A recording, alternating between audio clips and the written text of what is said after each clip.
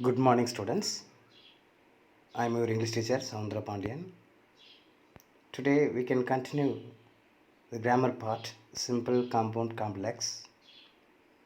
This is the third type. Formation, having plus past participle or after plus gerund form of verb, compound and then or then, complex after. This is the formation of a third type, having plus V3 and then after. You have to keep in your mind having past participle and then after. So let us see the examples. After taking the tablets, I got well. Dear students, read the sentence clearly and understand the meaning. After taking the tablets, I got well. The meaning of the sentence, after taking the tablets, somebody took the tablets. You know one thing, I got well. I got well is the main class. Here the praise is after taking. Wherever the ing form of verb is coming means that is the praise. After plus gerund form of verb we have to use the tablets. Okay, next we are going to change into compound. Take the subject from the main class, I got well. There only I is there. Okay, I, and then after conjunction, after is the conjunction we know very well. We have to remove it and then take a main verb, taking. Taking is what form of the verb is given in the main class. Main class got. Got is the past tense. If there is present tense means you have to use in the first class present tense. But here past tense is given, so we have to convert the taking into simple past. So now I subject we take from the main class. Second, taking is converted into simple past took. The tables is there, that is the object. Okay, first sentence we got it, we create it. Okay, and then is the equivalent conjunction for after, because its meaning in Tamil பிறகு பிறகுன்னு வர்றது மாதிரி இருந்தால் தான் அந்த மாதிரி conjunction தான் நம்ம பயன்படுத்தணும் இந்த இடத்துல. ஸோ இந்த டைப் ஆஃப் சென்டென்ஸ் எப்படி நம்ம எப்படி நம்ம பார்க்குறோம், எப்படி இருக்கும் அப்படின்னா, ஒரு ஒர்க்கு முடிஞ்சிருக்கும், இன்னொரு ஒர்க்கு அடுத்து ஸ்டார்ட் ஆகிருக்கும். ஸோ அப்படி சீக்வென்ஸாக இருக்கும். ஒன்றுக்கு பிறகு அடுத்தது, ஒன்றுக்கு பிறகு அடுத்தது. ஸோ அந்த மாதிரி சீக்வென்ஸில் இருக்கக்கூடிய சென்டென்ஸுக்கு தான் இந்த கன்ஜெக்ஷன் நம்ம பயன்படுத்துகிறோம். ஸோ இதுக்கு முன்னாடி பார்த்ததெல்லாம் ரீசன் ஃபாலோ பண்ணி வர்றதும் டைம்லி ஆக்ஷன் வர்றதும் நம்ம பார்த்துருக்குறோம். ஸோ இந்த sentence slide difference, but all R same, but it has a little bit of differences. That is main thing. I took the tablets and then I got well. Okay, we have to create one main class only. We created, I took the tablets, we created one main class and another main class is there, so we have to connect them. So we add compound conjunction and then or then, anyone we can add, because both are giving same meaning. So and then I got well. Okay, next one we have to change into complex. Complex only after is there. We take after in the beginning of the sentence and then ஐ டுக் த டேப்லெட்ஸ்னு இருக்குங்க. நம்ம வந்து after use பண்ணும்போதும் அல்லது before use பண்ணும்பொழுதும் ஒரு டென்ஸை நம்ம passed பர்ஃபெக்டில் காமிக்கணும். நல்லா புரிஞ்சுக்கணும். எப்போனா ஆஃப்டர் பிஃபோர் யூஸ் பண்ணும்பொழுது ரெண்டுமே சிம்பிள் பாஸ்ட்டாக இருக்கும். ஒரு ஈவெண்ட் நடக்கும்போது ரெண்டுமே பாஸ்ட் டென்ஸாக இருக்குது. அப்போது எது முன்னாடி நடந்தது அப்படின்றத நம்ம டினோட் பண்ணுறதுக்காக தான் ஸோ இந்த ஹேட் V3 யூஸ் பண்ணுறோம். ஸோ எங்கெல்லாம் வந்து ஆஃப்டர் யூஸ் பண்ணி ரெண்டு பாஸ்ட் டென்ஸ் யூஸ் பண்ணுறீங்களோ அப்போ வந்து ஆஃப்டர் ஃபாலோ பண்ணி வர சென்டென்ஸ் கண்டிப்பாக ஹேட் வச்சுருக்கணும். அங்கே இருக்காது, நீங்கள் ஆட் பண்ணணும். ஸோ ரெண்டு ஈவெண்ட்டும் நடந்து முடிஞ்சிருக்குது. ஸோ ஒரு ஈவெண்ட்டை நம்ம வந்து இதுக்கு ஃபர்தராக நடந்தது, முன்னதாகவே நடந்தது அப்படின்னு நம்ம காமிக்கிறோம். ஸோ அதனால தான் ஹேட் யூஸ் பண்ணுறோம். ஏன் சார் ஹேட் யூஸ் பண்ணணும் அப்படின்னு உங்களுக்கு டவுட் வரலாம். ஸோ இதுதான் ஃபேக்ட்டு. இப்போ நான் என்ட்ரி ஆகிறேன் உள்ளுக்குள்ள, ஸ்டூடெண்ட்ஸும் என்ட்ரி ஆகிறாங்க. ஏதோ ஒரு என்ட்ரி வந்து எனக்கு முன்னாடி இருக்கலாம், அது பின்னாடி இருக்கலாம். ஸோ அந்த என்ட்ரியை வந்து நம்ம வந்து ஈக்குவலாக காமிக்கக்கூடாது இல்லையா? ஸோ அதனால தான் after the teacher had entered the class the student got in அப்படின்னு முடிக்கலாம். ஸோ அந்த மாதிரி ஒரு என்ட்ரியை வந்து கொஞ்சம் ப்ரொமோட் பண்ணி காமிச்சிடணும்.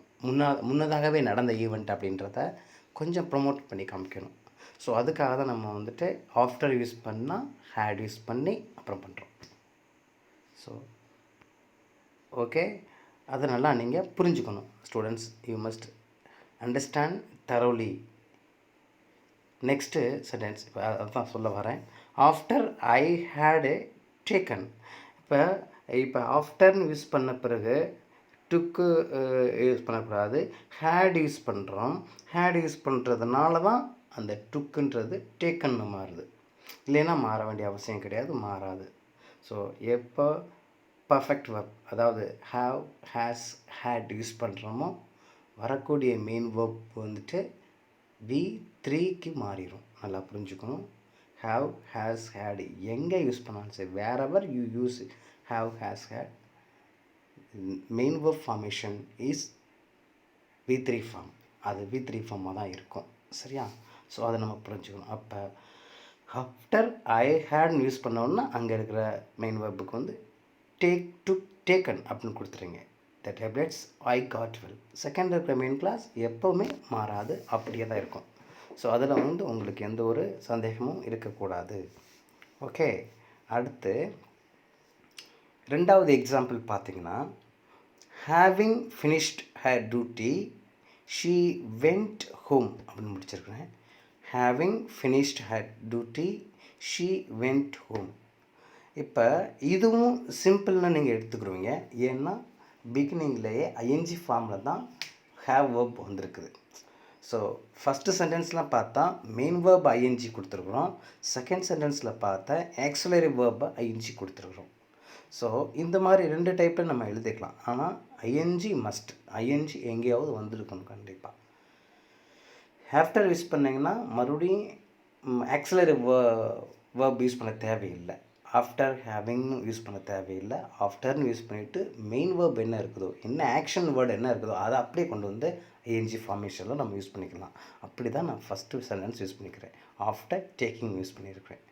ஆஃப்டர் யூஸ் பண்ணாமல் நீங்கள் சிம்பிள் ஃபார்மேஷன் எழுத விரும்புகிறீங்க, அதாவது ப்ரேஸ் ஃபார்மேஷனில் எழுத விரும்புகிறீங்க அப்படின்னா ஆஃப்டர் யூஸ் பண்ணாமல் ஹேவிங் அப்படின்னு யூஸ் பண்ணி V3 அப்படியே ரிட்டைன் பண்ணிக்கலாம். ஸோ இந்த ஃபினிஷ்டோட V3 ஃபினிஷ்டு தான். ஸோ அந்த பாஸ்ட் பார்ட்டிசிபிள் அப்படியே வச்சுருக்கலாம். ஸோ ஆஃப்டர் யூஸ் பண்ணால் தான் நீங்கள் சிம்பிள் எழுதும்போது ஐஎன்ஜி யூஸ் பண்ணணும். காம்பவுண்டுக்கு தேவையில்லை, காம்ப்ளெக்ஸ்க்கு தேவையில்லை. சரியா? காம்ப்ளெக்ஸ்லேயும் இந்த ஆஃப்டர் யூஸ் பண்ணணும். அப்படி வரும்போது காம்ப்ளெக்ஸில் வந்து ரெண்டு மெயின் கிளாஸ் எப்போவுமே அப்படி இருக்கணுன்றது நான் முன்னதே சொல்லியிருக்கிறேன் உங்களுக்கு. அதை மைண்டில் வச்சுருக்கணும். சிம்பிளில் யூஸ் பண்ணும்பொழுது மட்டும்தான் ஆஃப்டர் ப்ளஸ் ஐஎன்ஜி யூஸ் பண்ணணும், வெர்ப் ஐஎன்ஜி யூஸ் பண்ணணும். இப்போ இங்கே ஆஃப்டர் எடுத்துட்டோம், ஆஃப்டர் இல்லாமலே யூஸ் பண்ணியிருக்கோம். அப்போ ஆக்ஸிலரி வெர்ப் வந்து ஹேவ் யூஸ் பண்ணி V3 கொடுத்துருக்கோம். Having finished her duty she went home. இப்போ இதை நீங்கள் பார்த்த உடனே ஷீ வெண்ட் ஹோம்ன்றது மெயின் கிளாஸ் இருக்குது. இங்கே ஹேவிங் ஃபினிஷ்ட் ஹர் டியூட்டின்றது ப்ரேஸாக தான் நீங்கள் எடுத்துக்கணும். அப்போ இது ஒரு சிம்பிள் சென்டென்ஸ் நீங்கள் ஐடென்டிஃபை பண்ணிக்கணும். ஸோ அதை நம்ம வேறு டேர்ம்ஸ் மாற்ற போகிறோம் நம்ம. அப்போ வேறு டேர்ம்ஸ் மாற்றும்போது she finished. Okay, let me continue. She finish her duty அப்படின்றது அழகாக நம்ம வந்து ஒரு சென்டென்ஸாக எடுத்துக்கிறோம். இப்போ இதில் வந்து ஷீ காணாமே காணோம் அப்படின்னு பார்க்குறீங்க. செகண்ட் சென்டென்ஸில் இருக்கக்கூடியதை எடுத்துக்கலாம். நல்லா யோசிச்சு பார்த்தீங்கன்னா ஹர் டியூட்டின்னு கொடுத்துருக்குறேன்.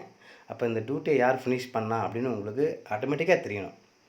இதை வந்துட்டு ரொம்ப க்ரஷ் பண்ணி மைண்டெல்லாம் சர்ச் பண்ணக்கூடாது. இப்போ இந்த ஹேவிங் ஃபினிஷ் அ டியூட்டிக்கு ஒரு சென்டென்ஸ் எப்படி க்ரியேட் பண்ணுறது அப்படின்னா, அவங்க ஒர்க்கை முடிச்சிருக்கிறாங்க அப்படின்றத நம்ம அழகாக நம்ம வந்து நம்ம நாலேஜை வச்சு அழகாக எழுதிடலாம். அதை செகண்டில் உள்ள மெயின் கிளாஸை பார்த்து தான் எழுதணும் அப்படின்றது அவசியம் இல்லை. அவசியம் வரும்போது நம்ம பார்த்துக்கணும் கண்டிப்பாக.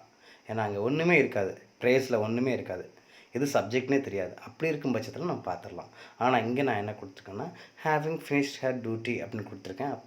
அப்போ அந்த ஹெரை ஷியாவை நம்ம கன்வெர்ட் பண்ணிக்கலாம். அப்படி தெரியாத பட்சத்தில் ஷீன்றது தான் சப்ஜெக்ட்னு நம்ம எடுத்துக்கலாம். ஸோ இப்போ ஷீ ஃபினிஷ்டு ஹர் டியூட்டி அப்படின்னு எடுத்துக்கிறோம். ஸோ அதுக்கேற்ற நிகரான கன்ஜெக்ஷன் வந்து and then. So and then she went to home அப்படி எழுதுறீங்க. ஸோ இவ்வளோ தான், ஒரு சிம்பிளான மேட்ரு தான் இது. இது ரொம்ப ரொம்ப கஷ்டம்லாம் கிடையாது. ஸோ அப்போ இதில் வந்து 2 மெயின் கிளாஸ் தனித்தனியாக இருக்குது அழகாக. ஸோ இந்த பக்கம் ஒரு மெயின் கிளாஸ், இந்த பக்கம் ஒரு மெயின் கிளாஸ். சரியா? அப்போ ப்ரேஸ் மாதிரி கிடையாது. ப்ரேஸ் மேலே பார்த்தா ப்ரேஸ் வந்து கண்டிப்பாக மெயின் கிளாஸில் கனெக்ட் பண்ணால் தான் மீனிங். ஒரு எப்படி எம்டி பாக்ஸ்லாம் ரயில் என்ஜினில் கனெக்ட் பண்ணால் தான் அது ட்ரெயின், இல்லைன்னா அது ட்ரெயினே கிடையாது, சும்மா தான் நிற்கும். ஸோ ஆனால் இங்கே அப்படி கிடையாது. ஸோ பாதி எம்டி பாக்ஸை கட் பண்ணி இன்னொரு என்ஜின் மாற்றி போகிறது மாதிரி. இது வந்து ஷீ ஃபினிஷ்ட் ஹர் டியூட்டி, அது ஒரு சென்டென்ஸ் மீனிங், அது ஒரு மீனிங்ஃபுல்லான ஒரு sentence. She went to home, அது மீனிங்ஃபுல்லான சென்டென்ஸு. ஸோ இதை நம்ம இடையில வந்து ரெண்டுமே செப்பரேட் சென்டென்ஸாக இருக்குது. ஸோ இதை வந்து அதுக்கு ஏற்ற கன்ஜெக்ஷன் யூஸ் பண்ணி கனெக்ட் பண்ணிடுறோம். அது காம்பவுண்ட் ஆகிடுது. தட்ஸ் ஆல், அவ்வளோதான். அடுத்து ஆஃப்டர் யூஸ் பண்ணி எஸ்விஓ பேட்டர்னில் எழுதணும். அது காம்ப்ளெக்ஸாக மாறிடும். ஆஃப்டர் யூஸ் பண்ணி ஜெரண்ட் ஃபார்ம் இருந்தால் சிம்பிள். ஆஃப்டர் யூஸ் பண்ணி எஸ்விஓ பேட்டர்னில் இருந்துச்சுன்னா அது காம்ப்ளெக்ஸ். அதை நீங்கள் நல்லா புரிஞ்சுக்கணும் students. After she had finished her duty she went home. இப்போ ஆஃப்டர் யூஸ் பண்ணால் அங்கே ஹேட் இருந்தாலும் இல்லாட்டாலும் நீங்கள் ஹேட் யூஸ் பண்ணணும். அப்போ after she had finished her duty she went home. So இவ்வளோ தான் இந்த டைப்பில் ஈஸியாக புரிஞ்சுக்கலாம். ஆல்மோஸ்ட்டு இந்த மாதிரி சென்டென்ஸ் எப்படி வரும்னா கம்ப்ளீட்டிங், க்ளோசிங் அந்த மாதிரி தான் ஒரு கம்ப்ளீஷனோடு தான் வந்துட்டுருக்கோம். ஏன்னா ஒரு கம்ப்ளீஷன் ஆனால் தான் இன்னொரு ஒர்க்கு ஸ்டார்ட் பண்ண முடியும். ஸோ அந்த மாதிரியான சென்டென்ஸ் தான் இந்த having plus past participle and then after குரிய சென்டென்ஸ்னு நீங்கள் எடுத்துக்கணும். ரீசன் ஃபாலோ பண்ணி வர்றது அப்படின்னா because of on account of due to and so as use பண்ணி வர்றது, அதை பார்த்துக்கணும் நீங்கள். ஸோ இதோட தொடர்ச்சியை நம்ம பார்த்துக்கலாம். இப்போ எக்ஸாம்பிள் 3 பார்த்தோம்னா after visiting the Taj Mahal we felt very happy. So தாஜ்மஹாலை பார்த்த பிறகு எனக்கு ரொம்ப சந்தோஷம் அடைஞ்சேன் நான் அப்படின்னு சொல்கிறாங்க. சந்தோஷத்தை உணர்ந்தோம் அப்படின்னு சொல்கிறாங்க. யாரோ ஒரு பர்சன் வந்து டூர் போயிருக்கலாம், அவங்க அப்படி சொல்கிறாங்க. After visiting the Taj Mahal we felt very happy இப்படி கொடுத்துறாங்க. நீங்கள் சிம்பிளாக என்ன பண்ணலாம், வி அப்படின்றது சப்ஜெக்டு, விசிட்டிங் அப்படின்றதுக்கு என்ன ஃபார்மேஷன் கொடுக்கலாம் அப்படின்னு பார்க்குறீங்க. இங்கே வந்துட்டு அழகாக ஃபெல்ட்டுன்னு இருக்குது, ஃபீல் கிடையாது, ஃபீல்ட்டுன்னு இருக்குது. இப்போ விசிட்டோட பாஸ்டன்ஸ் என்ன, விசிட்டட் அப்படின்னு எழுதுறீங்க. அழகாக எழுதிட்டு விசிட்டட் த தாஜ்மஹால் அப்படின்னு எழுதுறீங்க. அதுக்கு ஏற்ற கன்ஜெக்ஷன் ஆனது அண்ட் தென் யூஸ் பண்ணிவிட்டு வி ஃபெல்ட் வெரி ஹாப்பி அப்படின்னு முடிச்சிடுறீங்க. தட்ஸ் ஆல், கிளியர் ஆகிடுது ஒரு டேர்ம்ஸு. அடுத்து இதே ஆஃப்டர் யூஸ் பண்ணி எழுதுறீங்க அப்படின்னா after we had visited the Taj Mahal we felt very happy அப்படின்னு எழுதுறீங்க. ஸோ இந்த தேர்டு எக்ஸாம்பிள் பார்த்தோம்னா உங்களுக்கு புரியும் அழகாக. ஒரு டேர்ம்ஸ் முடித்து இன்னொரு டேர்ம்ஸ்க்கு போகிறது மாதிரி இருக்குது. அப்புறம் 4th ஒன் பாருங்கள். After she had passed in NEET exam she joined MBBS அப்படின்னு கொடுத்துருக்கேன். இப்போ நீட் எக்ஸாம் பாஸ் பண்ண பிறகு தான் நம்ம எம்பிபிஎஸ் போக முடியும், போவோம்ன்ற உங்களுக்கு தெரியும். இப்போ நீட் எக்ஸாம் பாஸ் பண்ண பிறகு எம்பிபிஎஸ் ஜாயின் பண்ணிட்டாங்க அப்படின்னு அர்த்தம். இப்போ இதை வந்து நீங்கள் சிம்பிளாக மாற்றுறீங்க அப்படின்னா ஸோ ஆஃப்டர் பாசிங் அப்படின்னு எடுத்துக்கலாம். ஸோ அப்படி இல்லைன்னா நீங்கள் ஹேவிங் பாஸ் மெயின் வேர்பாக எடுக்கணும். பாஸ்ட் அப்படின்னு எடுத்துக்கலாம். இந்த ஷீ தேவையில்லை, ஹேடு தேவையில்லை. ஸோ ஹேடுக்கு பதிலாக தான் ஐஎன்ஜி கொடுக்குறோம், ஹேவிங். அப்படி கொடுக்குறதுனால ஆஃப்டர் யூஸ் பண்ணி பாசிங் யூஸ் பண்ண தேவையில்லை. ஸோ ஏதோ ஒரு ஐஎன்ஜி ஃபார்ம் இருக்கணும். ஒன்று ஆக்சிலரியோட இருக்கணும், இல்லைன்னா மெயின் வேர்ப் இருக்கணும். அது மஸ்ட்டு. சிம்பிள் சென்டென்ஸில் அதுதான் மஸ்ட்டு. ஸோ அப்போ having passed in NEET exam she joined MBBS அப்படி எழுதுறீங்க. அவ்வளோதான் நம்ம செய்ய வேண்டியது. அடுத்து அதவே காம்பவுண்டாக மாற்றும்போது she passed in NEET exam and then she joined MBBS. So இப்போ நம்ம ஸ்டூடெண்ட்ஸ் நல்லா பார்த்துட்டிங்கன்னா, நான் 4 எக்ஸாம்பிள் பார்த்துருக்குறேன். ஓரளவுக்கு நீங்கள் தரவாக இருப்பீங்க அப்படின்னு நினைக்கிறேன். ஸோ இதுவே எனக்கு ஒரு திருப்தியாக இருக்குது. ஸோ இந்த டேர்ம்ஸோட இன்றைக்கி உரியதை நான் முடிச்சிடுறேன். ஸோ நாளைக்கு உங்களுக்கு புதுமையாக ஒன்று கண்டினியூ பண்ணுறேன். Okay, thank you so much students. Thank you so much.